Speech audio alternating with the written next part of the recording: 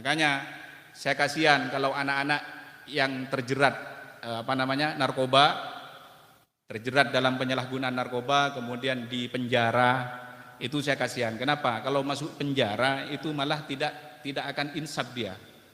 Keluar dari penjara semakin menjadi-jadi. Tapi kalau direhabilitasi di sini, insya Allah keluarnya kan bukan alumni penjara Pak, tapi alumni pesantren. Jadi mindset yang dibentuk itu sudah lain. Nah, dan itu nantinya yang akan menjadikan mereka pede.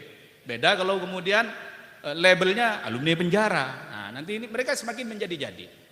Jadi saya berharap kepada Bapak Polres Sumeneb, juga Bapak Dandim ya, yang hadir atau yang mewakilinya,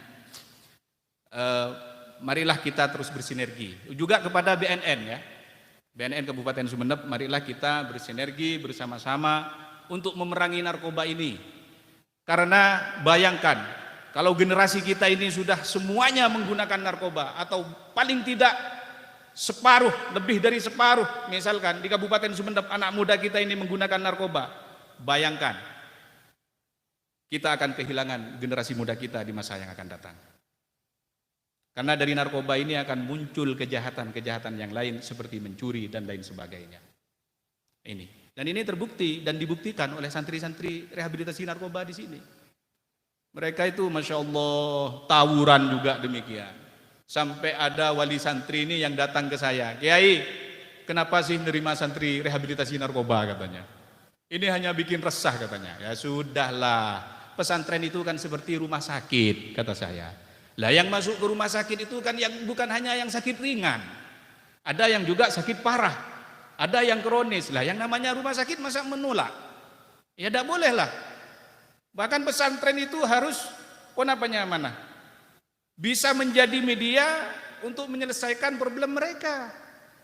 Jadi ketika mereka masuk ke pesantren dalam keberadaan meler misalnya, keluar dari pesantren sudah insaf bentak meler boleh.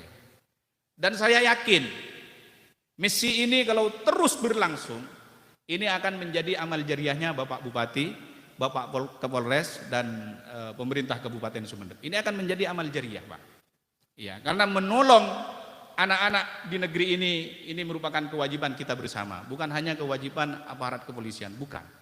Tapi kewajiban kita bersama termasuk tokoh masyarakat, kiai dan pesantren-pesantren yang ada di sini. Ini kewajiban. Jadi mun beda santreh meler misalnya benih bahe dikucilkan, benih bahe torot, gula atau satria memuduk, jangan seperti itu.